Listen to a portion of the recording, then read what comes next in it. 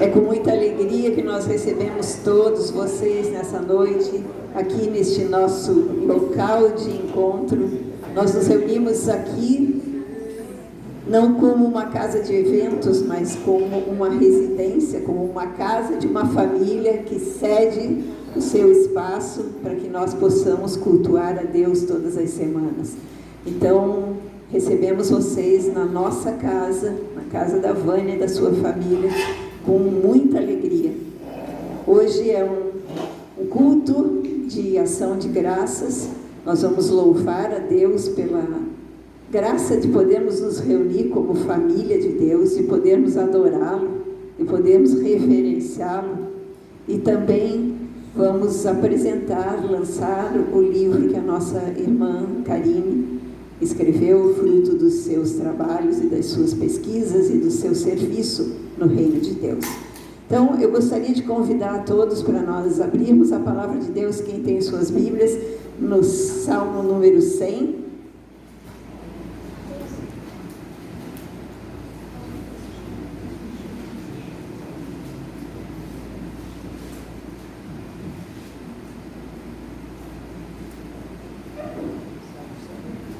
Para aquelas pessoas que não nos conhecem, nós somos um grupo de famílias que se reúnem. Nós somos um ministério chamado Famílias aos Pés de Jesus. Deus tem nos unido e feito passar aqui pelo nosso meio muitas famílias para aprendermos juntos os fundamentos da vida cristã. E é muito bom poder rever pessoas que já estiveram aqui, que caminharam conosco, que hoje estão com outros movimentos, com a expansão do reino de Deus. Mas eu me chamo Heloísa Bickman, eu sou pastora desse ministério e eu trabalho no reino de Deus, para o reino de Deus, há mais de 30 anos, sempre com mulheres e depois com famílias, e também com crianças e com jovens, da palavra de Deus, e também no aconselhamento, que é a minha formação acadêmica em psicologia. Então, sejam todos bem-vindos. É com muita alegria que nós queremos começar esse momento, lendo a palavra de Deus, que diz assim no Salmo número 100: celebrai com júbilo ao Senhor todas as terras, servi ao Senhor com alegria, apresentai-vos diante dele com cântico, sabei que o Senhor é Deus, foi ele quem nos fez e dele somos o seu povo e rebanho do seu pastoreio. Entrai por suas portas com ações de graças e nos seus átrios com hinos de louvor. Rendei-lhe graças e bendizei-lhe o nome, porque o Senhor é bom, a sua misericórdia dura para sempre, e de geração em geração a sua fidelidade. Entremos neste tempo diante da presença do Senhor com ações de graças. Rendamos a Ele toda a nossa gratidão pela dádiva da vida, pelo fôlego de vida, por podermos ter a liberdade de nos reunirmos com portas abertas, com Bíblias na mão, de termos essa graça de podermos falar com liberdade de um Deus que tem cuidado de nós, de um Deus que tem nos acompanhado, de um Deus que tem planos a nosso respeito como família sua. Então, queria convidá-los para nós nos levantarmos, orarmos para entregarmos essa noite ao Senhor, e depois vamos entrar nos seus atos com hinos de louvor. Pai querido e amado, nós te somos gratos, Senhor, gratos por podermos estar reunidos nessa noite. Tu és um Deus de bondade, um Deus de misericórdia. Tu nos fizeste acordar nesta manhã, Tu nos permitiste viver este dia com todas as nossas tarefas e mesmo assim estarmos aqui reunidos na Tua casa, Senhor, para bendizer o Teu nome, para Te glorificar, para Te agradecer. Queremos sim, Senhor, entrar na Tua presença com coração cheio de gratidão e nos Teus átrios, Senhor, com hinos de louvor. Nós desejamos louvar a Ti de todo o nosso coração, com toda a nossa força, e entronizar Jesus no meio dos louvores deste povo que está reunido aqui. Amém? Que o Espírito de Deus nos guie. Vamos deixar as nossas preocupações lá fora. Neste momento nós podemos entregar todas as nossas aflições, as nossas preocupações, os nossos sentimentos aos pés de Jesus. Podemos colocar os nossos fardos aos pés dele e experimentar o seu cuidado e a sua graça e o derramar da sua bondade enquanto nós o adoramos. Amém? Então, podemos adorá-lo. Vamos louvar o Senhor com um cântico bastante conhecido. Vamos. Vemos ao Senhor, adoremos no seu santo monte, nosso amado Pai, seu nome é santo. Vemos ao Senhor, vemos ao Senhor, vemos ao Senhor, adoremos no seu santo monte, nosso amado Pai, seu nome é santo.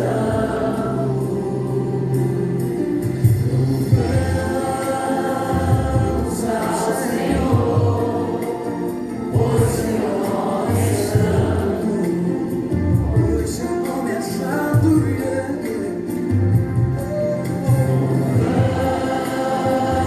Vamos ao Senhor,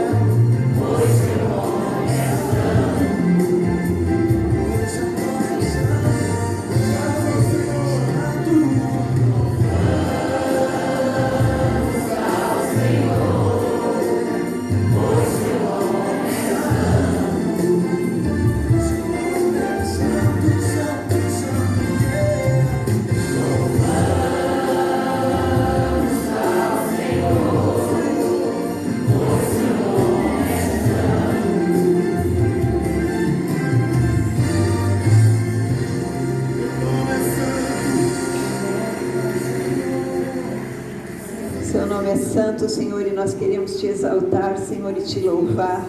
Quando nós dizemos Hosana, Hosana ao Cristo que veio, nós dizemos, salva-nos, Senhor, porque nós precisamos de Ti. A palavra Hosana, ao mesmo tempo que é uma saudação, ela é um pedido. Ela é um pedido para o Senhor que venha ao nosso encontro e que nos livre de todas as nossas cargas. Então, louvemos ao Senhor de todo o nosso coração.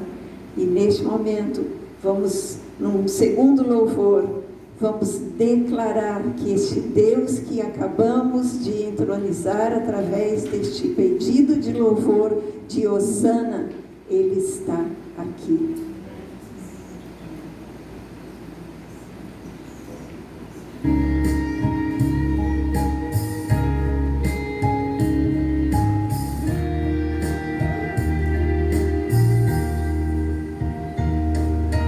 Deus está aqui, tão certo como o ar que eu respiro, tão certo como a manhã que se levanta, tão certo como eu te falo e podes me ouvir.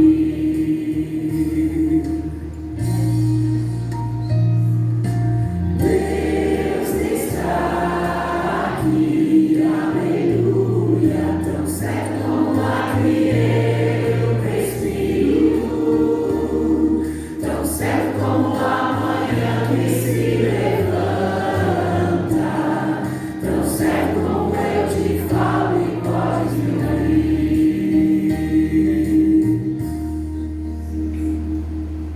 Deus está aqui, aleluia, tão certo como o ar que eu respiro,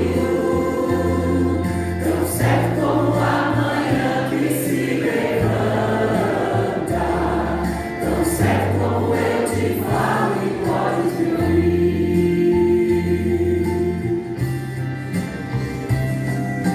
Deus está aqui, aleluia, tão certo como o ar que eu respiro,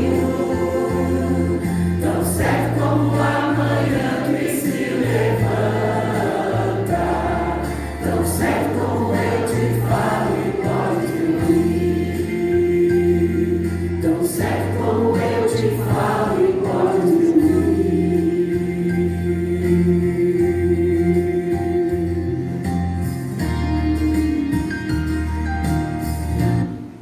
Amém. Vamos nos assentar?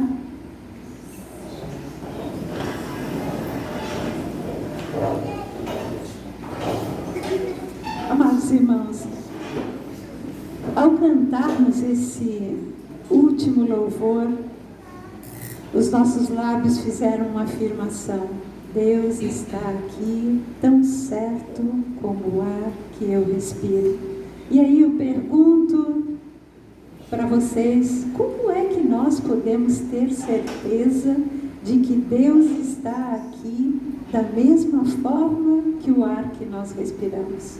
Eu gostaria, amados, de partilhar com vocês uma experiência que nós tivemos na manhã de ontem, que gerou essa reflexão que eu vou trazer para nós nessa noite de culto.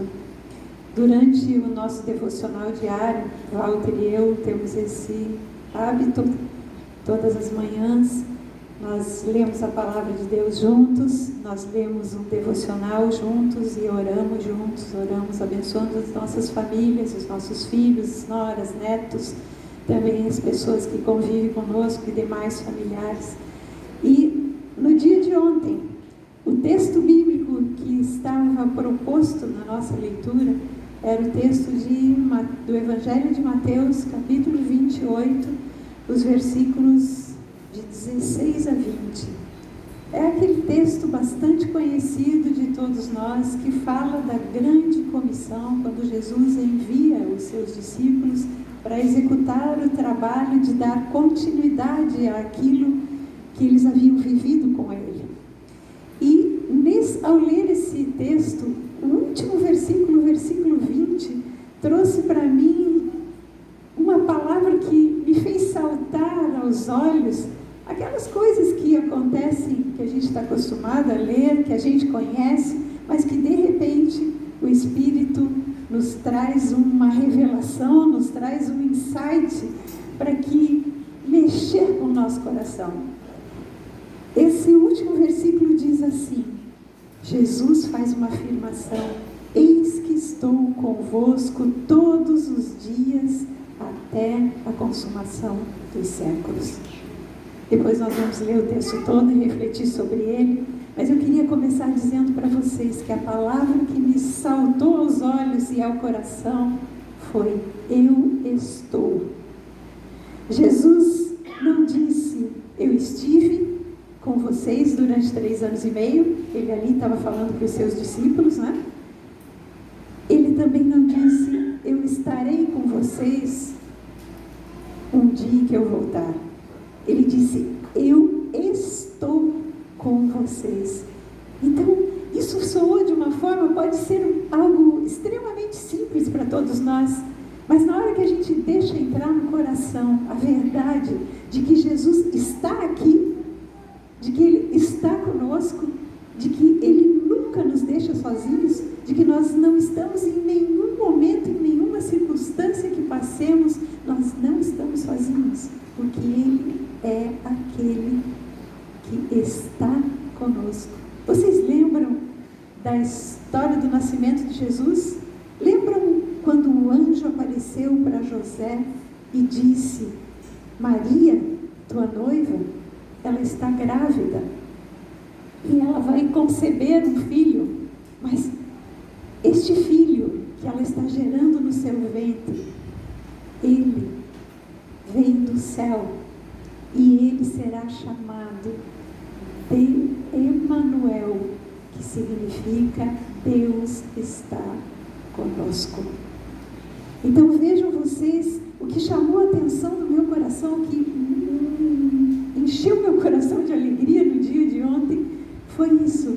O Senhor, aquele Senhor que foi anunciado, aquele Jesus que foi anunciado lá pelo anjo para José, como o Deus que está conosco, neste momento, depois de ter vivido 3 anos e meio com os seus discípulos, de estar prestes a subir aos céus para junto do Pai, Ele diz, eu afirmo para vocês, lembrem-se, tem uma versão bíblica, que na Nova Versão Transformadora, onde a tradução diz que Jesus falou, e lembrem-se disso, eu estou com vocês todos os dias, sempre até o final dos tempos.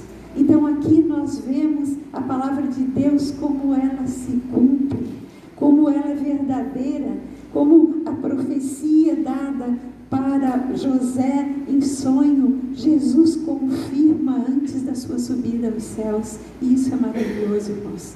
Eu queria então convidar vocês para que agora nós leiamos o texto todo de Mateus 28, nós vamos ler na verdade do 1 ao 10 e depois do 16 ao 20, e vamos refletir sobre este Deus que está conosco, porque hoje, diante das circunstâncias que nós estamos passando, afinal, na verdade, dos últimos anos, desde que começou toda essa problemática do Covid, a pandemia, a reclusão, tantas coisas, depois que isso foi superado, quantas pessoas morreram, quantos familiares perdemos, né? Quantas pessoas perderam pessoas queridas, quanta situação difícil. Depois disso vem toda essa situação de mudança de governo no Brasil e novamente situação de insegurança. E às vezes nós nos pegamos com aquela pergunta, será que Deus está comigo? Será que Jesus de fato está vendo o que eu estou passando? Será que Jesus está de fato me acompanhando em tudo isso? É certo, gente. Há uma afirmação na palavra de Deus, onde Jesus diz, Eu estou com vocês todos os dias. Isso é motivo de grande alegria, porque acordamos com a certeza de que Ele está conosco. Vivemos o nosso dia com todas as inúmeras tarefas com a certeza de que Ele está conosco, de que Ele está dentro de nós. Na semana passada nós refletimos aqui neste lugar sobre o texto bíblico onde Jesus na cruz diz: está consumado. Naquele momento onde Ele disse está consumado, tudo estava feito. Então tudo estava pronto, a parte dele foi toda pronta e toda finalizada. Agora Ele poderia subir aos céus e nós continuar tudo aquilo que Ele nos deixou de ensinamento, para que o reino de Deus se expanda e seja preparado o caminho para a volta dele. Vamos agora então ler o Evangelho de Mateus, no capítulo 28. Assim está escrito, do versículo 1: no findar do sábado, ao entrar no primeiro dia da semana, Maria Madalena e a outra Maria foram ver o sepulcro, e eis que houve um grande terremoto, porque um anjo do Senhor desceu dos céus, chegou-se, removeu a pedra e assentou-se sobre ela. O seu aspecto era como um relâmpago, e a sua veste alva como a neve. E os guardas tremeram, espavoridos, e ficaram como se estivessem mortos. Mas o anjo, dirigindo-se às mulheres, disse: não temais, porque sei que buscais Jesus, que foi crucificado. Ele não está aqui, ele ressuscitou como tinha dito. Vinde ver onde ele jazia. E depois depressa, e dizei aos discípulos que ele ressuscitou dos mortos, e vai adiante de vós para a Galileia, ali o vereis. É como vos digo. E retirando-se elas apressadamente do sepulcro, tomadas de medo e de grande alegria, correram a anunciá-lo aos discípulos. E eis que Jesus veio ao encontro delas e disse: salve! E elas, aproximando-se, abraçaram-lhe os pés e o adoraram. Então Jesus disse: não temais, ide avisar a meus irmãos que se dirijam a Galileia, e lá me verão. Agora passamos para o versículo 16. Seguiram então os discípulos para a Galileia, para o monte que Jesus lhes designara. E quando o viram, o adoraram, mas alguns duvidaram. E Jesus, aproximando-se, falou-lhes, dizendo: toda autoridade me foi dada no céu e na terra. Ide, portanto, fazei discípulos de todas as nações, batizando-os em nome do Pai, do Filho e do Espírito Santo, ensinando-os a guardar todas as coisas que vos tenho ordenado, e eis que eu estou convosco todos os dias até a consumação dos séculos. Amados irmãos, Jesus, o Filho do Deus vivo, o Verbo de Deus, aquele que se fez carne, aquele que se fez um de nós, aquele que habitou entre nós, aquele que foi reconhecido em figura humana, aquele que nunca cometeu pecado, nem mentira alguma se achou em sua boca. Este Jesus foi condenado e foi crucificado como um marginal. Lá naquela cruz, ele atraiu o pecado de todos nós. Eu sei que isso tudo é conhecido de todos nós, mas é tão precioso quando nós começamos a olhar para Jesus e a contemplar a face dele, contemplar a vida e a obra dele, porque isso nos enche de vida também.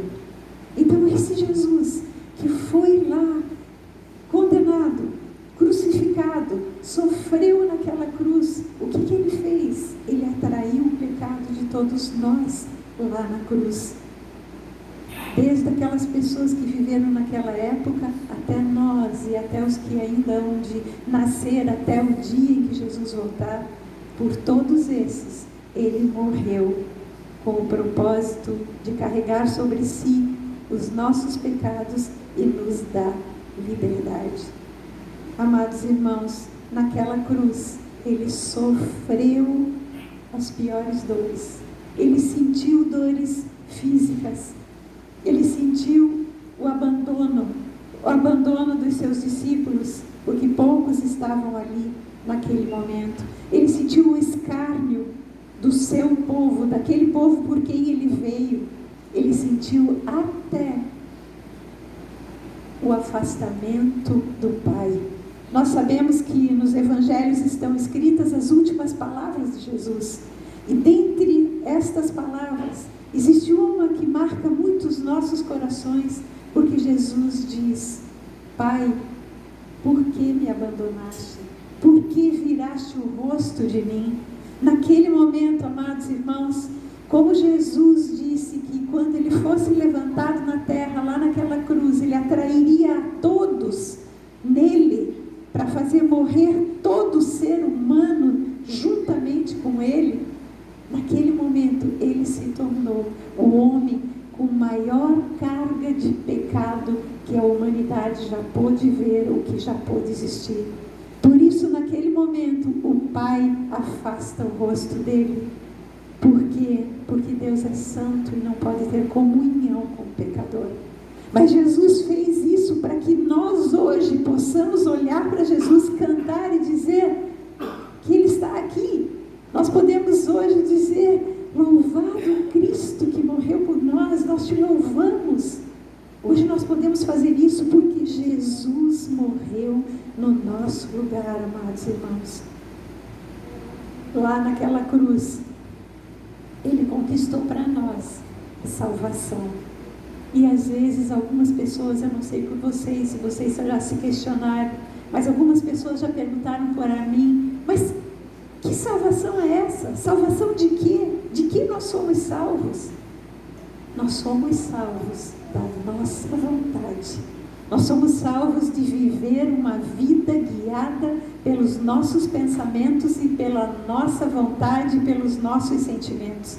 Nós fomos salvos dessa escravidão que entrou na natureza humana, porque Adão e Eva decidiram fazer a vontade deles.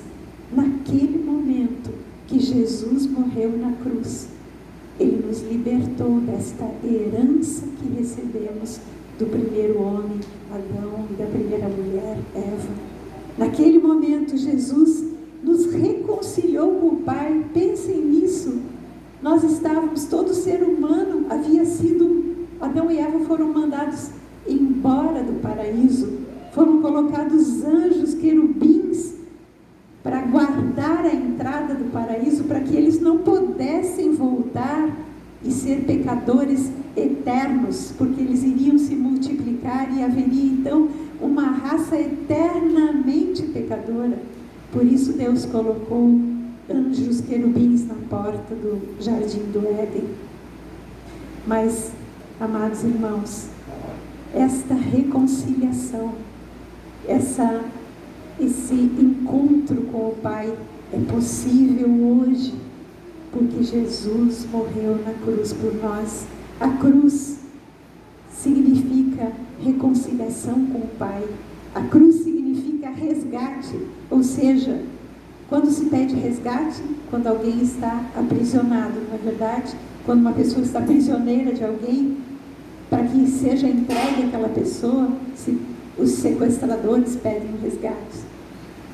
O resgate que foi pago foi a vida de Cristo lá naquela cruz. Ele pagou o resgate pelas nossas vidas. Ele nos redimiu. Nós experimentamos a redenção. Nós experimentamos nele uma nova vida. Nós estávamos, a palavra de Deus diz que como uma planta, nós somos desarraigados deste mundo através do sacrifício de Jesus, para sermos enraizados com a videira, para sermos um com a videira que tem as raízes puras. Tudo isso foi feito por nós lá na cruz. A morte de Jesus, amados irmãos, aos nossos olhos humanos, foi algo terrível, o pior dos sofrimentos que qualquer pessoa poderia suportar. Mas Jesus fez isto voluntariamente, por amor de nós. Então, Ele morreu, foi sepultado, mas a morte não pôde detê-lo. ele não tinha pecado e ele havia morrido no nosso lugar. O preço foi pago e ele, ao terceiro dia, ressuscitou. Jesus ressuscitou e andou na terra 40 dias com um corpo humano, reconhecido em figura humana. Ele falava com as pessoas, ele comia com as pessoas, mas o seu corpo físico não era mais preso às leis físicas. Ele poderia entrar aqui, simplesmente aparecer aqui no nosso meio. Assim ele fez com alguns dos seus discípulos que estavam nas casas, escondidos depois da sua morte e do seu sepultamento. Jesus tinha um corpo glorificado e mais, Jesus tinha da parte de Deus Pai todo o poder e toda a autoridade sobre todas as coisas. Por isso ele pôde dizer neste texto aqui, quando ele encontra com os seus discípulos, ele diz: toda a autoridade me foi dada e agora eu vou transferi-la para vocês. Algo interessante acontece aqui quando Jesus encontra com as mulheres. No versículo 10 do capítulo 28, quando ele fala com as mulheres que elas se prostram aos pés dele e o adoram, ele diz o seguinte: não temais, ide avisar a meus irmãos que se dirijam a Galileia e lá me verão. Ele antes chamava os seus irmãos, os discípulos, de seus discípulos, de seus servos, de seus amigos, mas não ainda de irmãos. Agora, naquele momento em que ele atrai toda a humanidade no seu corpo e faz morrer naquela cruz todo ser humano, como o último Adão, a partir daquele momento, uma nova raça é gerada, uma raça semelhante a ele. Vejam vocês que o apóstolo Paulo escreve na carta aos Romanos, no capítulo 8, versículo 29, ele diz que nós fomos escolhidos, chamados e predestinados para sermos conforme a imagem do Filho, a fim de que o Filho seja o primogênito entre muitos irmãos. Então Jesus, o Filho unigênito do Pai, que veio a este mundo para se fazer um de nós e morrer no nosso lugar, ele se tornou o primogênito entre muitos irmãos. E aqui ele não chama discípulos, nem servos, nem amigos. Ele diz: vá e diga aos meus irmãos que se encontrem comigo. Num outro evangelho, no evangelho de João, quando ele encontra com Maria Madalena, ele diz para ela: não me detenhas, porque eu preciso ir para meu Pai e vosso Pai. Então, a partir dali, é a partir do entendimento de que Jesus nos atraiu na cruz e nos fez morrer com ele, e que ele também nos atraiu na sua ressurreição, sendo a primícia daqueles que ressuscitam. A partir deste entendimento, disto entrar no nosso coração, é que nós nos tornamos irmãos de Jesus Cristo e parte da família de Deus. Os discípulos, diz o texto, que eles seguiram para a Galileia. É tão interessante passear pela Bíblia. O profeta disse que a Galileia dos gentios, que vivia na escuridão, uma luz brilharia para ela e ela já não seria mais a mesma. E o que aconteceu? Tudo começou na Galileia. Jesus nasceu, Jesus viveu em Nazaré, na Galileia, e depois ele chama os seus discípulos para encerrar o seu tempo na terra, também na Galileia. Nada na Bíblia é por acaso, amados. Tudo na Bíblia se completa, se complementa. É por isso que precisamos ler, é por isso que precisamos estudar, é por isso que precisamos abrir o nosso coração para receber a palavra de Deus. Então, depois que Jesus se encontra com eles na Galileia, Jesus diz aproxima-se deles.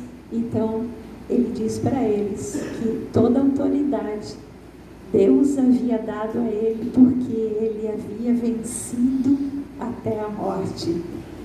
E a partir da sua obediência, vejam, amados, Filipenses, o apóstolo Paulo escreve que Jesus foi obediente até a morte e morte de cruz. A obediência dele ao Pai foi por amor.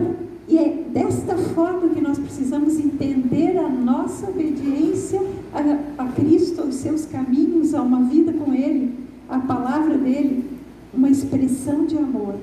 A obediência é uma expressão de amor àquele que já fez tudo por nós.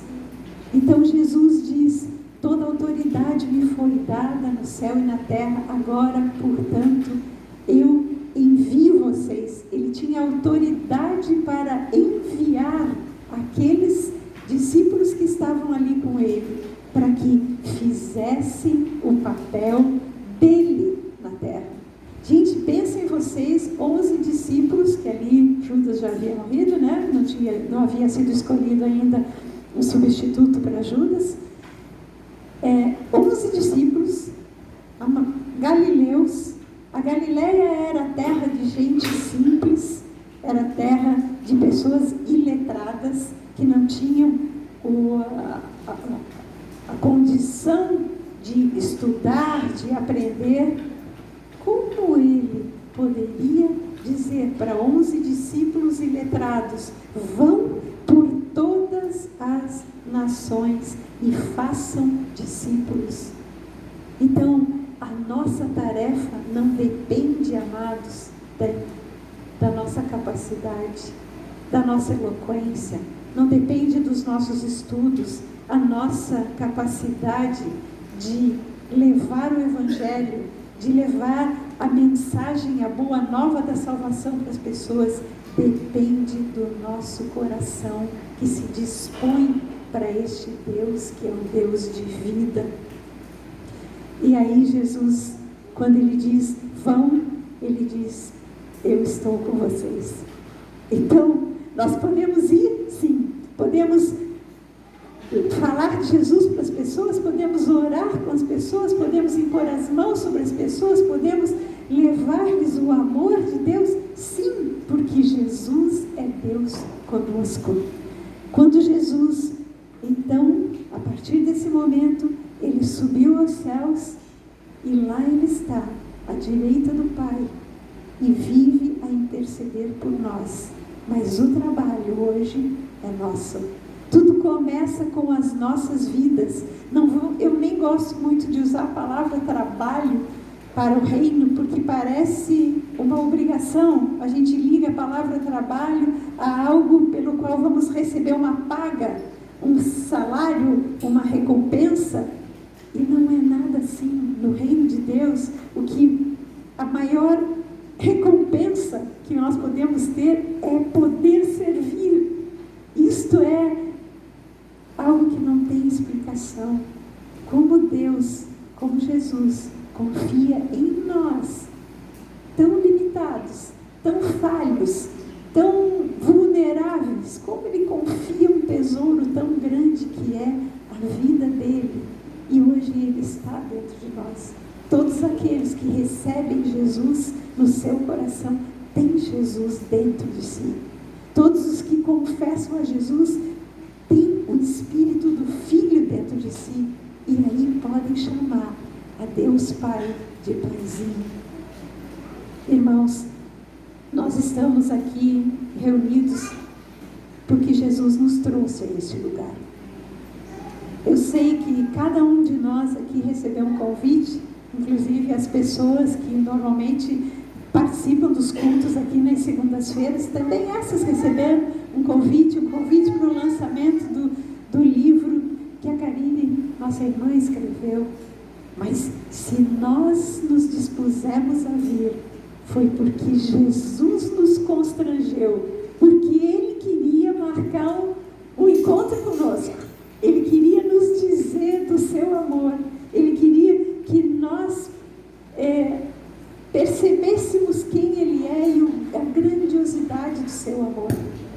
Eu não conheço algumas pessoas que estão aqui, algumas sim, outras não, mas eu sei que Ele conhece. E a pergunta que o Senhor traz ao meu coração, para que eu traga o coração de vocês nessa noite é: você deseja a presença de Jesus, assim como a do ar que respira? Será que nós desejamos a presença de Jesus? Ou apenas nós somos religiosos que corremos para Ele na hora da dificuldade, corremos para Ele na hora da aflição, corremos quando estamos sofrendo, ou então nos reunimos porque gostamos das pessoas com as quais nos reunimos, gostamos do louvor que é cantado, ou nós ansiamos pela presença dEle como o ar que respiramos. Meus irmãos, será que nós precisamos pensar para respirar? Não, né? Alguém pensa para respirar? Não. Nós simplesmente inspiramos e expiramos, naturalmente, de uma forma até involuntária. E é dessa maneira tão íntima, que o Senhor Jesus quer que a gente tenha um relacionamento com Ele. Que seja algo tão simples e ao mesmo tempo tão natural, que nós não precisamos, não, agora eu estou indo para o culto para me encontrar com Jesus. Agora eu vou naquela reunião, encontro os irmãos e lá Jesus vai estar presente. Não. A presença dEle está conosco todos os dias. E Ele quer um relacionamento de intimidade conosco. Gente, Jesus é o autor da vida. Ele venceu até a morte. E Ele quer que nós vivamos com confiança e com esperança. O que é que nós precisamos fazer para ter esta vida cotidiana, 24 horas por dia, todos os dias da semana, os meses do ano e os anos de vida que o Senhor nos der, com a certeza da presença de Jesus dentro de nós, com a certeza do seu acompanhamento em todas as coisas? Essa experiência tão simplesinha que eu narrei aqui para vocês, da nossa leitura ontem, quando aquela palavra estou brotou da Bíblia para o meu coração. Isto é a presença do Senhor ali, dizendo para mim, eu não estava ali orando por um problema, não estava ali pedindo algo, não, nós estávamos simplesmente lendo a palavra de Deus e refletindo sobre ela. É isso que o Senhor quer ter com todos nós, senão nós ficamos dependentes de pessoas. Nós precisamos sim ter comunhão uns com os outros, porque Deus fala com cada um de uma maneira. Nós somos como membros do corpo humano, né? A palavra de Deus diz que nós somos o corpo de Cristo. Então, todos nós somos necessários. Cada um de nós tem algo para repartir. Cada um tem algo para acrescentar, para ajudar na vida do outro. Então, nós somos necessários uns para os outros. Mas nós precisamos, em primeiro lugar, receber diretamente dEle, porque senão nós não temos o que dar para as pessoas com as quais convivemos. Então, amados, nessa noite, eu queria convidar vocês, neste momento, para que fechassem os seus olhos. Por alguns instantes só. Só por alguns instantes, só simplesmente feche as pálpebras, feche os seus olhos, as crianças também. Crianças também, fechem os seus olhos, fiquem quietinhos neste momento e nós vamos fazer um exercício. Nós vamos fazer um exercício respiratório. Vamos inspirar o ar profundamente e vamos expirar. Agora, mais uma vez, quando nós inspirarmos o ar deste lugar, e enchermos o nosso pulmão com este ar aqui de dentro que nos faz circular o sangue, que nos faz purificar o sangue através de todo o processo que ocorre dentro de nós. Dessa mesma forma, vamos abrir o nosso coração e vamos dizer para o Senhor: Senhor, eu quero que Tu entres totalmente na minha vida. Eu não quero mais viver sem a Tua presença em todos os momentos, não como uma religião, não como um costume, não porque eu preciso pedir alguma coisa, mas porque eu anseio por ser um contigo, como um ramo da videira. Em nome de Jesus, amados, eu queria convidá-los para fazermos juntos uma oração. Eu vou fazer a oração, uma oração de confissão de fé.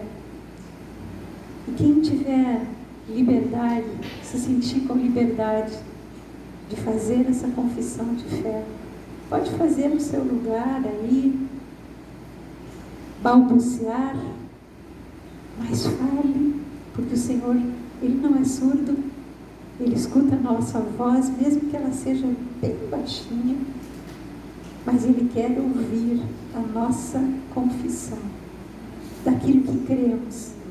Eu não estou aqui falando de um momento de conversão. Talvez algumas pessoas que nunca tiveram oportunidade de fazer uma oração de entrega da vida para Jesus, este é o momento. Mas aquelas que já têm essa experiência, este é o momento de dizer: eu quero a presença constante, eu quero perceber no meu viver diário a presença deste Senhor que fez tudo por mim, que se deu por mim. Vamos orar? Amado Senhor Jesus, eu creio que Tu te fizestes igual a mim e que carregaste os meus pecados lá na cruz. Eu creio que Tu ressuscitaste dentre os mortos e que andastes entre nós com um corpo glorificado. Eu creio que Tu trouxeste a mim e a todos os irmãos aqui presentes neste lugar para que nós escutássemos do Teu amor, para que nós escutemos do Teu amor por cada um de nós. E também, Senhor, Tu nos trouxeste aqui para entendermos o quanto Tu anseias estar com cada um de nós todos os dias. Esse é o Teu desejo. Se Tu falaste lá para os Teus discípulos isso, é também para nós, porque Tu nos chama de irmãos. Jesus, eu quero Te pedir perdão, Senhor, por tentar viver sem a Tua presença.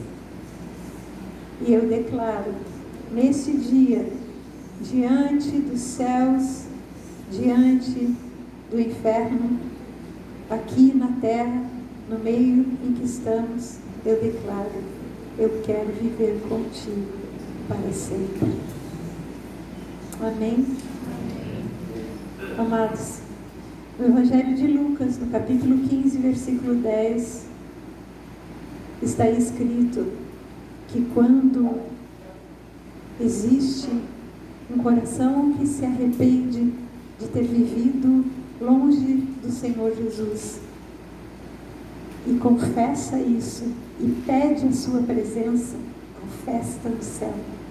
Então este dia é um dia de celebração da vida, porque o nosso Deus é um Deus de vida. A vida com Ele se torna diferente, porque ela é uma vida com mais alegria, com mais confiança, com mais esperança, porque se Ele está comigo, eu não tenho o que temer. Eu tenho a quem recorrer, eu tenho com quem contar em todo o tempo. Amados, é sobre esta nova vida com Jesus debaixo desta verdade de que Ele é Deus presente, Deus conosco, que nós queremos apresentar agora o livro chamado Luto do Aborto à Eternidade. Então, eu queria convidar a Karine, o Charles e o André e o Walter, meu marido, para vir aqui à frente.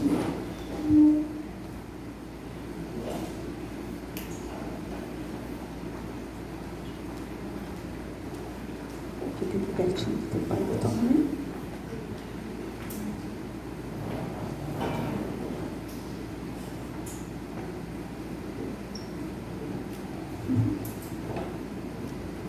Não sei se todos vocês sabem, mas a Karine está grávida, né? Então tem mais um bebê aí, mais um filho a caminho. E nós queremos aqui, o Walter e eu, abençoar esse casal tão precioso, Charles, a Karine, o André e o bebê que está vindo. Pai, em nome de Jesus, nós te agradecemos pela vida do Charles, da Karine, do André e do bebê. Te agradecemos porque eles têm escutado a tua voz, eles têm caminhado contigo, eles têm a presença de Jesus Cristo na vida deles. Eles têm buscado essa presença, eles têm buscado essa comunhão, vivenciar essa verdade de que Jesus está com eles todos os dias e estará até a consumação dos tempos. Então nós queremos abençoar essa família para essa nova etapa com mais um filho e com essa missão que tu confiaste nas mãos deles através do livro que a Karine escreveu, levando a palavra de ensino sobre a vivência do luto de mães, de pais que perdem filhos ainda no ventre, que não nasceram, filhos que nasceram com alguma má formação e não conseguiram viver, filhos que sofreram a ceifa da sua vida através de um acidente ou de uma enfermidade. São tantas as situações de luto que podem ser vividas, mas o luto nas suas fases, ele pode ser vivenciado de uma forma diferente quando Jesus entra na nossa história. E é sobre isso que esse livro fala, e nós abençoamos então a Karine, o Charles, o André e o bebê para este novo tempo, porque certamente vai ajudar muitas pessoas. Muitas pessoas já têm sido ajudadas, né, através da missão que Deus tem confiado para vocês, e muitas mais eu creio que agora serão alcançadas através desse livro. Amém? Então, agora eu passo a palavra para ti. Amém?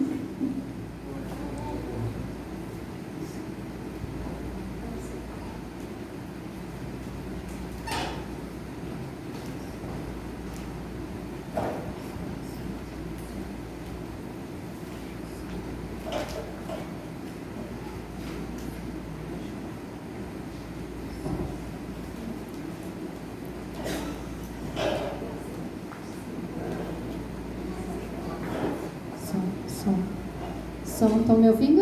Amém? Amém. Glória a Deus. A paz do Senhor. Para quem não me conhece, meu nome é Karine. A gente está congregando aqui com a pastora Heloísa 2 anos, mas ela faz parte da nossa vida como conselheira e como amiga desde o namoro, né? É uma família que é uma mulher que nos inspira, né? Que tem nos auxiliado, e para mim é um privilégio estar aqui essa noite, né? Podendo apresentar esse livro. Só vou abrir aqui rapidinho.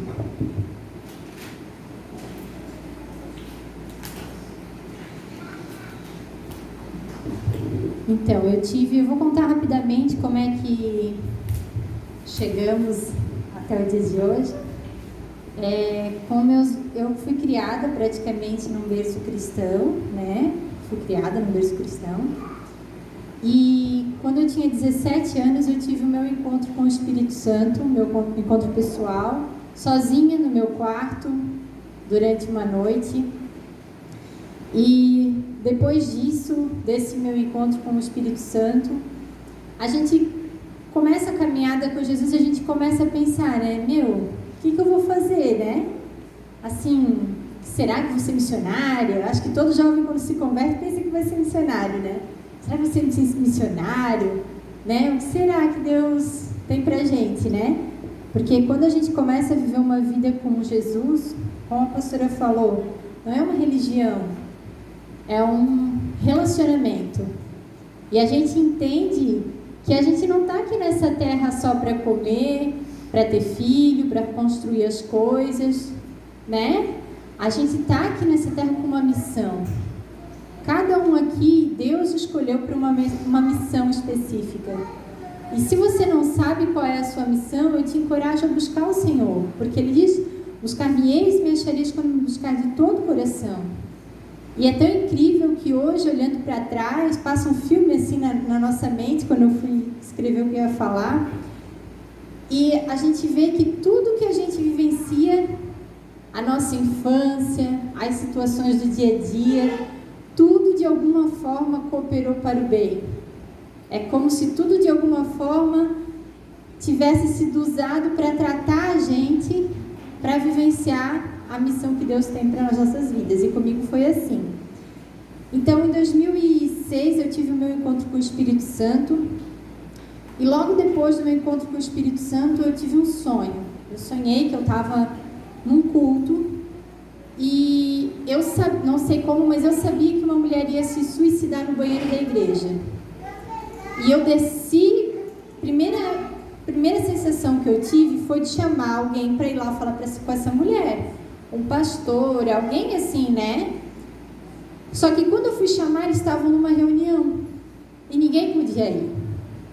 Aí eu pensei, não, eu vou lá, não vou deixar, meu Deus, coitada. Eu peguei e desci. Quando eu fui descer a escadaria para ir no banheiro, veio um homem e ele jogou assim um jarro de óleo, e aquilo foi tão forte que até hoje, quando eu falo, parece que eu sinto assim, como se virasse um vaso desse assim de óleo e me lavou toda assim. E eu não entendi, continuei e desci. E fui lá, falei de Jesus para essa mulher, no sonho, assim, e acordei. E esse sonho foi de terça para quarta-feira. E eu trabalhava da 1h30 às 10h, eu não ia no culto durante a semana. Aí veio assim no meu coração, vai no culto porque essa mulher vai estar lá. Só que eu não conhecia essa mulher. Aí eu pedi folga para minha patroa, troquei e fui no culto. E fiquei olhando, né? E a mulher não apareceu. Quando o pastor chamou as pessoas para frente para fazer oração, quando já estava acabando a oração, eu estava no lado da igreja, assim, olhando, a mulher do meu sonho se levanta e vai para frente. Aí eu fiquei olhando onde é que ela sentou, no final do culto eu fui lá falar com ela. Nunca tinha visto aquela mulher, não lembro mais dela, não sei quem ela é. E eu falei, eu tive um sonho contigo, eu sonhei que tu ia cometer suicídio. Aí ela começou a chorar. Ela começou a chorar. Aí eu orei, falei de Jesus para ela. E naquele dia eu comecei a entender que Deus ele me chamou para levar o amor dele para as pessoas que estão longe, que às vezes a igreja não consegue alcançar. Que às vezes os pastores, os líderes, eles não conseguem alcançar. Isso que eu entendi do sonho. Aí Passou um tempo, a gente casou em 2008, a gente já estava casado. Eu estava num retiro, uma moça virou para mim e falou assim, Karine, eu sei o que tu devias fazer. Aí eu falei, o quê? Tu tem que fazer um curso de capelania. Aí eu, capelania? O que é isso? Aí ela me explicou que a capelania é um curso que os cristãos fazem para levar Jesus em algumas pessoas que estão afastadas. A capelania ela surgiu na França, na época da guerra. Eles montavam uma tenda no campo de batalha, onde ficavam os soldados, com um oratório, para que, como os soldados eles não podiam ir até na igreja, porque eles estavam no campo de batalha, às vezes estavam machucados, às vezes iam morrer, às vezes estava com medo, saudade de casa. Então o rei da França ele determinou que tivesse essa barraca com o oratório, para que lá fosse a capela. Esse é o primeiro lugar que foi empregado a palavra capela. Foi nesse sentido, uma tenda transformada em uma igreja. E ele designou, então, esse rei, designou um padre para cuidar dessa capela, e deu-se a ele o nome de capelão. Então, capelão é as pessoas que levam a palavra de Deus em hospitais, asilos, orfanatos, rua, os andarilhos, mendigos e presídios, né? E foi tão bem aceito na França que depois da guerra eles começaram a levar nos presídios, começaram a levar nos hospitais, porque muitos soldados ficavam enfermos, internados durante muito tempo. E foi a capelania que tirou a igreja das 4 paredes e levou até as pessoas que não podem vir à igreja. Essa é a missão da capelania. Aí eu e meu marido, a gente era casado. Essa moça falou isso para mim no final de semana. E naquela semana ia ter curso na nossa cidade. E quem conhece a capelania sabe que não é tão comum ter curso na cidade. É uma equipe que vem de fora. Aí eles vieram, a gente foi. E lá a gente passou por um treinamento, né? Para essas 5 áreas. Quando eles apresentaram a capelania hospitalar, eu me apaixonei. Porque a minha avó paterna, ela viveu 10 anos conosco. E eu dava banho nela, eu cuidava dela, fazia os curativos. Então, eu tinha essa habilidade natural de não ter dificuldade com machucados, com ferimentos, de cuidar de uma pessoa. Eu tinha essa habilidade. E aí eu me apaixonei pela capelania hospitalar. A gente fez durante 5 anos visita mensalmente no Asilo da Zambuja até fechar. Depois continuamos fazendo em Tijucas até que todas as senhoras falecessem, porque no asilo tu precisa, além de tu ir, tu tem que estabelecer um vínculo, porque a pessoa já foi abandonada. Então o mais importante é o vínculo na capelania de asilo, né? Então a gente fez esse trabalho, mas eu particularmente fazia de hospital. O Charles já não gosta muito, né? Não consegue fazer muito hospital. Então eu particular fazia de hospital. Karine, tem uma pessoa lá em Blumenau, ela precisa de uma visita. Eu ia. Clientes, amigos, conhecidos. E na capelania hospitalar, eu me deparei com a realidade do aborto. Por quê? Porque muitas vezes as mulheres, elas só vão ter noção das consequências do aborto quando elas estão lá no hospital sofrendo. O que acontece é que a mulher, ela toma um comprimido achando que ela vai desengravidar. Ela não sabe que aquele comprimido vai induzir ao parto e ela vai passar por um parto normal. Talvez a maioria das pessoas aqui não saibam isso, mas uma menina que sofre um estupro e é encaminhada para fazer um aborto, ela vai ter um parto normal? Ela vai ser induzida a um parto normal? O aborto é um processo de parto normal. E as mulheres não sabem disso. Então, quando elas estão lá no hospital, com uma hemorragia, com uma infecção, ou passando pela situação pós-aborto, é que elas vão enxergar a realidade do aborto. E eu não sabia disso. Eu achava que não era assim. Eu achava que o aborto era praticado por pessoas, muitas vezes, pobres, e não é a realidade na nossa cidade e nem no nosso país. E aí eu resolvi fazer uma palestra. Eu estava fazendo faculdade, isso foi em 2013. Resolvi fazer uma palestra com dados científicos, sem vertente religiosa. Quais são as consequências do aborto? A Silvana, que era coordenadora da universidade na época, hoje ela é coordenadora do Colégio São Luís, ela me convidou, eu montei essa palestra e eu levei na faculdade, em março de 2013. E lá eu apresentei os principais métodos e as principais consequências, com base em artigo de psiquiatria, psicologia, medicina, enfermagem. E junto com o meu trabalho de capelania, porque assim, às vezes a gente vai no hospital orar por uma pessoa, a pessoa falece. Aí tu vai no velório. O que tu fala para a família? Como tu exerce a capelania na família enlutada? Para poder fazer isso, eu pesquisei sobre o luto. E aí eu percebi uma ligação entre as fases do luto, o luto, e a principal consequência psicológica do aborto, que é a síndrome pós-aborto. A psiquiatria já considera assim, como uma síndrome pós-aborto. E eu vi que tinha uma ligação entre o luto e essa síndrome. E um dia, orando, Deus me mostrou que mesmo que eu não tenha vínculo com o bebê, que mesmo que eu não queira o bebê, ou que eu não saiba quem é o pai, ou que eu não queira esse bebê, uma coisa é certa na minha mente, é meu filho. A mulher pode não saber quem é o pai, mas ela sabe que é filho dela. É uma verdade tão forte que ela nem pensa, mas está na mente dela. Quando ela aborta, ela vai passar pelo processo do luto de um filho. Porque o luto, ele é algo automático. Por mais que a gente tente fugir ou que a gente não queira pensar no luto, todos nós aqui ou já passamos ou vamos passar pelo luto. E a gente não quer passar pelo luto, mas é algo natural da nossa mente. Então, a mãe que passa por um aborto provocado, ela sofre um luto potencializado pela culpa, que é a descrição da síndrome pós-aborto. E aí, eu comecei a ver essa relação.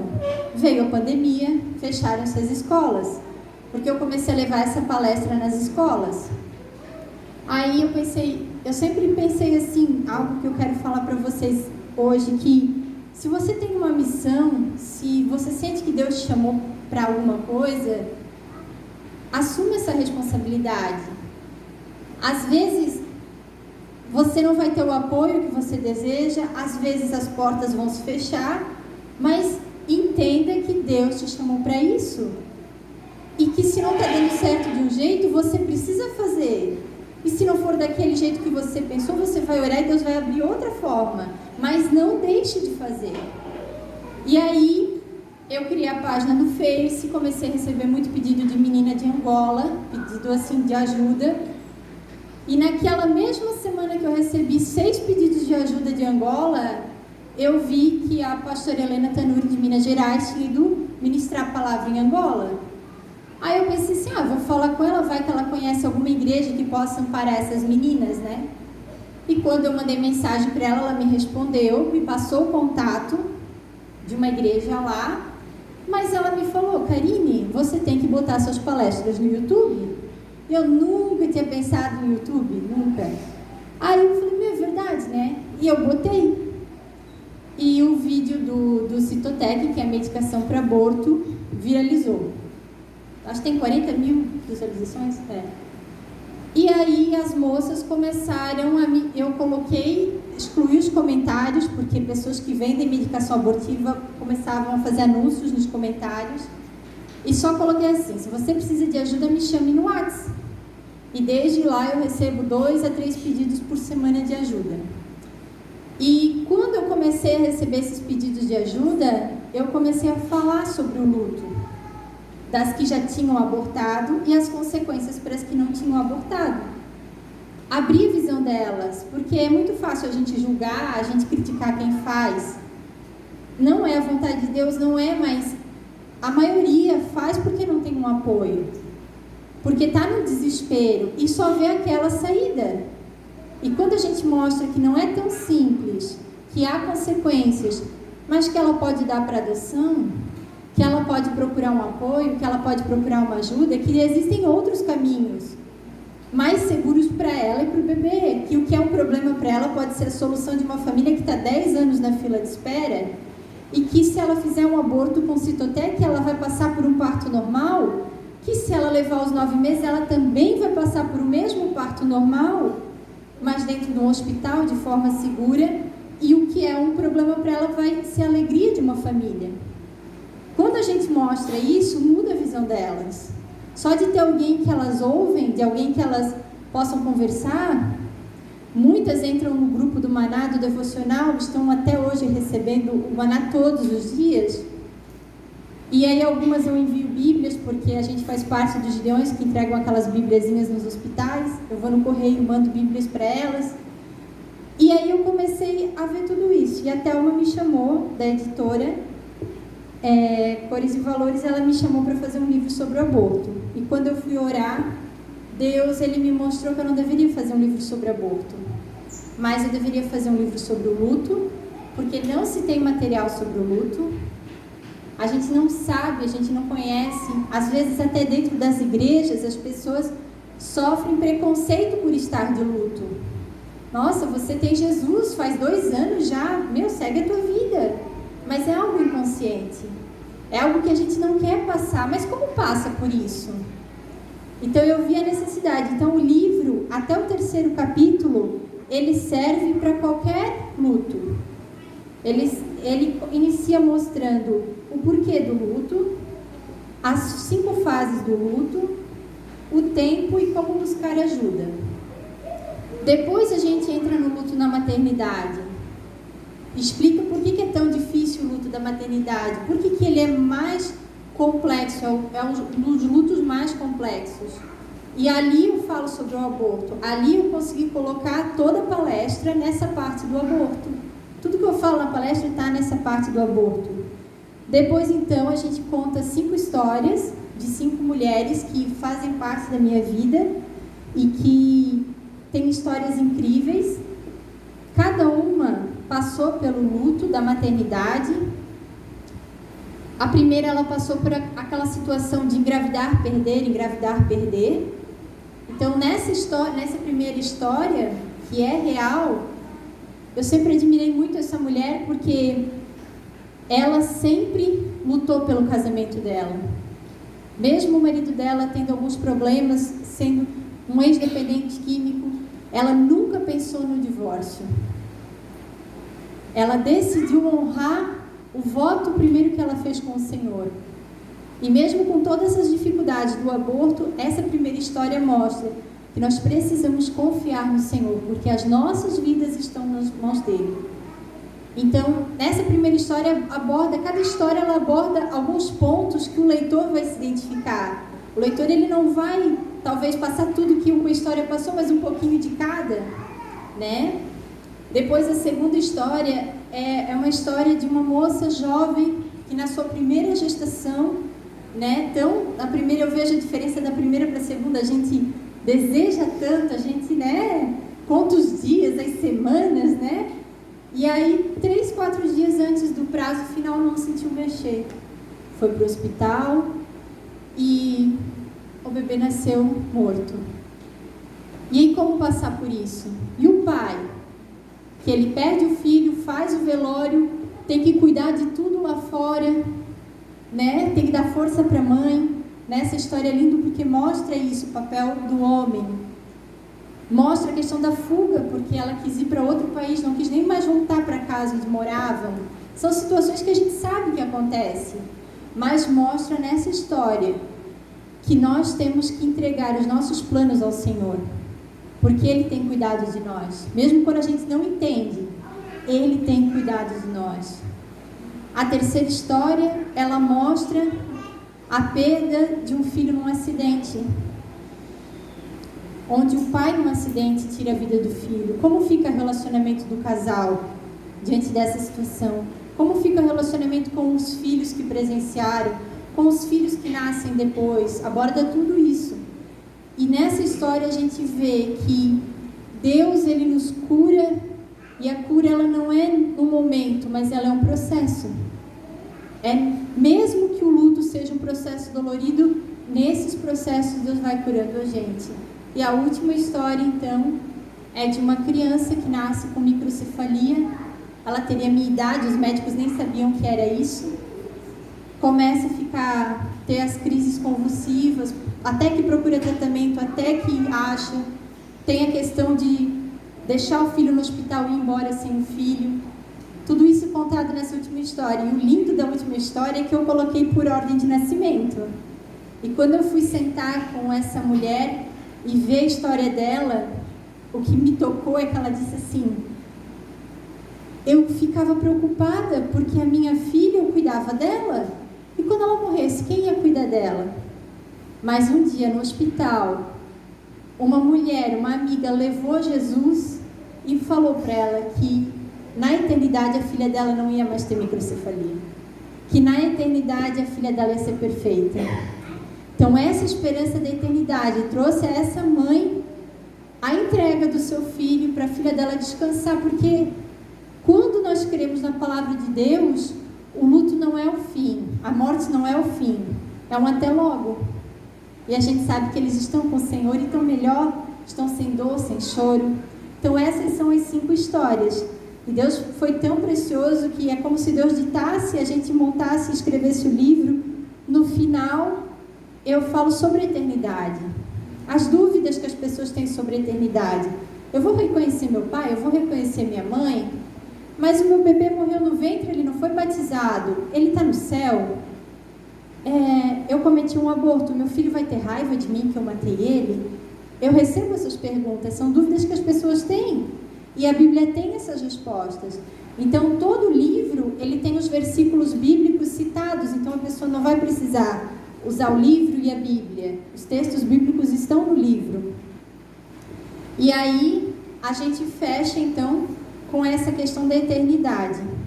E eu queria ler para vocês em Mateus 9:36, fala assim: e vendo ele as multidões, compadeceu delas, porque estavam aflitas e exaustas como ovelhas que não têm pastor.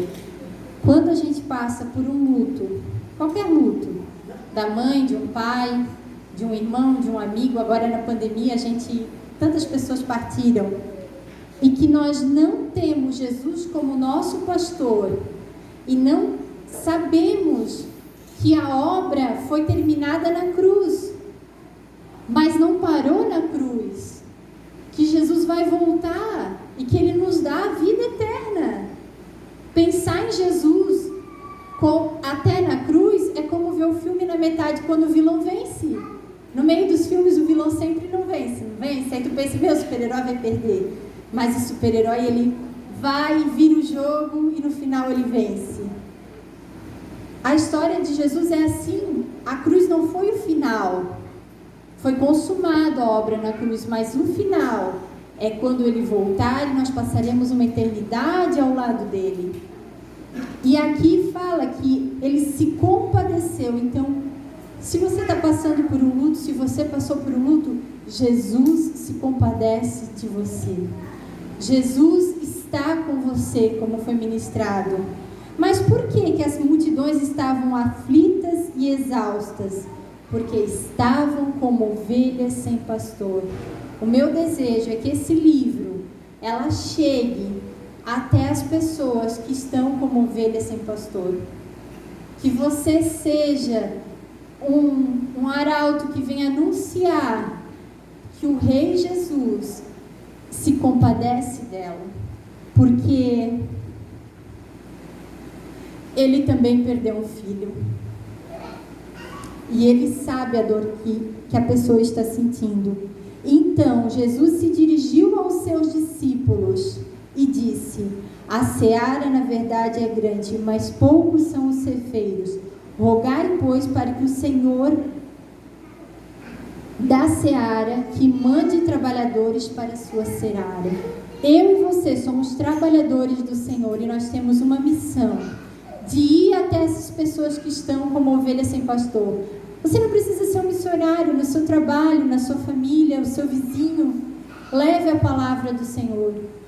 Sabe, dê um sorriso, um abraço, dê um livro. Toda a renda do livro vai ser usada para quê? Para enviar Bíblias para essas pessoas que eu atendo e enviar livros para essas pessoas. Tem a despesa do correio, tem a despesa do livro, a despesa das Bíblias. Então esse é o objetivo. E o que a gente vai anunciar para essas pessoas? Lá em Apocalipse 21, do 4 ao 7 diz: e lhes enxugarei os olhos toda lágrima, e a morte já não existirá, e já não haverá luto, nem pranto, nem dor, porque as primeiras coisas se passaram. Aquele que está sentado no trono, Jesus, diz: eis que faço nova todas as coisas. Escreve, porque essas palavras são fiéis e verdadeiras. E disse ainda: tudo está feito. Eu sou o Alfa e o Ômega, o princípio e fim. Eu a quem tem sede darei de graça a fonte da água da vida. E ao vencedor herdará todas essas coisas. E lhe serei rei Deus, e ele será o meu filho. Amém? A gente vai estar fazendo a venda ali atrás. Existe na Amazon em PDF para comprar. É R$19,90. Aqui atrás, aqui na Graf, aqui no centro de Brusque, vai estar à venda também, pelo mesmo preço, R$25, daí o físico. Tanto aqui como na Graf, como no Mercado Livre, as 3 formas que a gente vai vender são todos o mesmo preço, R$25. Mas no Mercado Livre vai ter a questão do frete, daí para a pessoa, para vocês estarem me indicando, certo? Eu vou botar um louvor agora, e eu gostaria que você meditasse nessa letra, e se você souber, cantasse esse louvor conosco. Amém?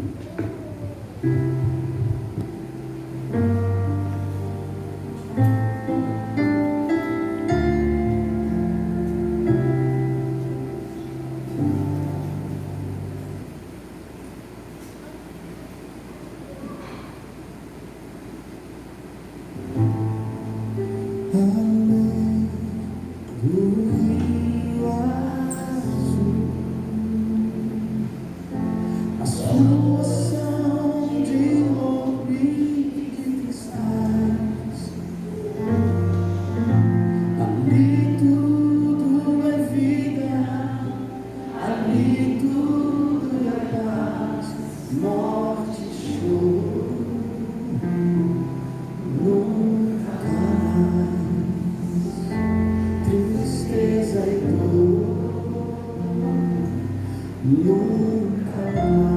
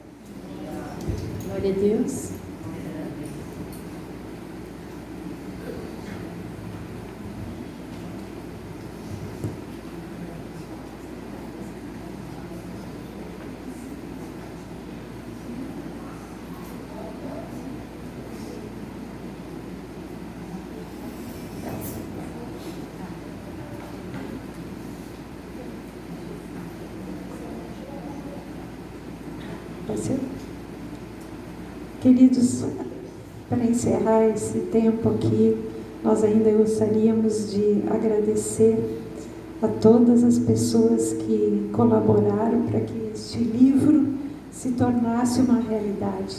Além de todos os escritos, de todo o esforço da Karine, sem dúvida, nós tivemos, Karine teve as entrevistas com as pessoas que abriram as suas vidas, testemunhando de algo tão difícil, que é falar do recolhimento de um filho, da partida de um filho. Então, essas pessoas prestaram esta ajuda para Karine, para ele mostrar que, apesar de toda a dor, quando nós encontramos o consolo de Jesus, o consolo da eternidade, nós podemos enfrentar as dores. Elas vão existir, mas elas vão passar. E há essa esperança, como cantamos neste louvor. Então, nós agradecemos, as pessoas que se dispuseram a testemunhar. Eu gostaria de dizer para vocês que, nesses testemunhos, as pessoas foram saradas em áreas que ainda não haviam sido saradas. Quando você relata a sua história, e a sua história passa a ser escrita, então, mais um pouco o Senhor, Espírito Santo, trata o coração e sara mais uma parte que estava dolorida no coração. Então, nós agradecemos a essas pessoas, nós agradecemos também as pessoas que ajudaram na estruturação do livro, a editora Cores e Valores, na pessoa da Thelma, Thelma, obrigada por toda a tua ajuda, por todo o teu trabalho, toda a tua dedicação. E agradecemos também as pessoas que auxiliaram financeiramente, porque tudo tem um custo, não é, gente? Tudo demanda investimento.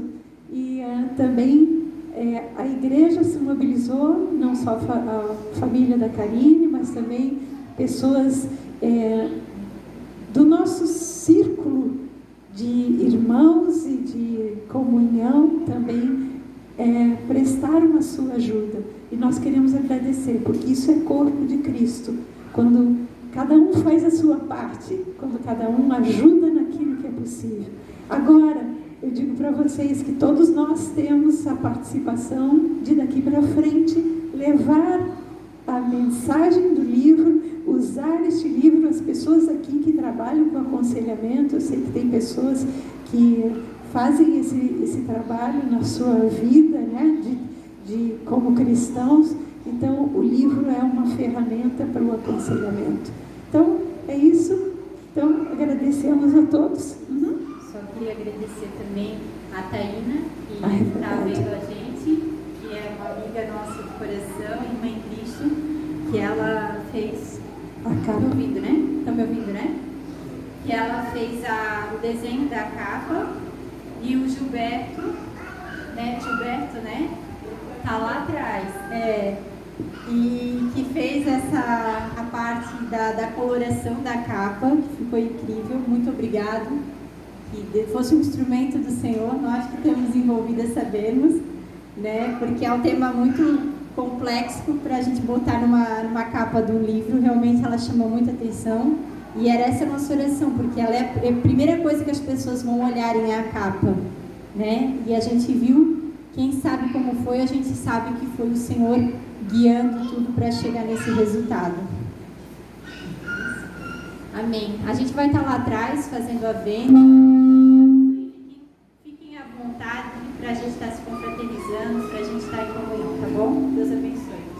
Só gostaria ainda de falar para vocês, neste próximo domingo nós teremos o Dia das Mães, Então, para todas as mães que estão presentes, nós temos ali na mesa onde está a água, uma mensagem aqui, uma mensagem sobre o que é ser mãe e um mimo, um pequeno açúcar para adoçar a vida das mães. Então, por favor, não saiam sem levar fala sobre o que é ser mãe, e um presentinho nosso, este coração de docinho para alegrar nossas vidas. Também mais uma coisa eu gostaria de falar, quando eu trouxe aqui, apesar de que hoje o lançamento é do livro da Karine, mas eu trouxe os 3 livros que nós temos, 2 deles de minha autoria e um terceiro que nós fizemos juntos com algumas das irmãs que estão aqui. Acho que está todo mundo aqui, levantem-se. Angelita não está aí? Tânia, Marli, Ivete, Vânia e a Karine. Nós, em 7 mulheres, nós fizemos um livro chamado Mulheres que Saram, onde cada uma de nós conta onde foi sarado na sua vida no encontro com Jesus. É um livro que traz os testemunhos das nossas vidas, que também pode ser usado como um material para levar para as pessoas a esperança. Esses livros todos dessa série Mulheres, eles estão aqui também à disposição, se alguém quiser olhar. Também toda a renda é destinada para casas que trabalham com recuperação de mulheres, mulheres de rua, mulheres com vida marginalizada, mulheres que foram abusadas. Então, são 2 casas que trabalham com mulheres, que nós enviamos a renda desse livro. E quando eu escrevi o primeiro livro, eu não tinha intenção de publicar um livro, nunca tive essa intenção. Mas um dia Deus trouxe ao meu coração que eu abriria caminho para que outras mulheres tivessem a coragem também de escrever a respeito da sua vida com Cristo, dos seus pensamentos. E hoje, então, está se cumprindo aqui, aquilo que Deus falou ao meu coração a partir dos meus livros. Então, agora está se cumprindo com o livro da Karine. Glória a Deus. Então, que o Senhor nos abençoe, que o Senhor abençoe a todos, que o Senhor guarde a cada um, que o Senhor guarde cada família que está aqui representada, que a bênção do Senhor, que traz revelação da grandeza de quem é esse nosso Jesus, esteja com todos vocês.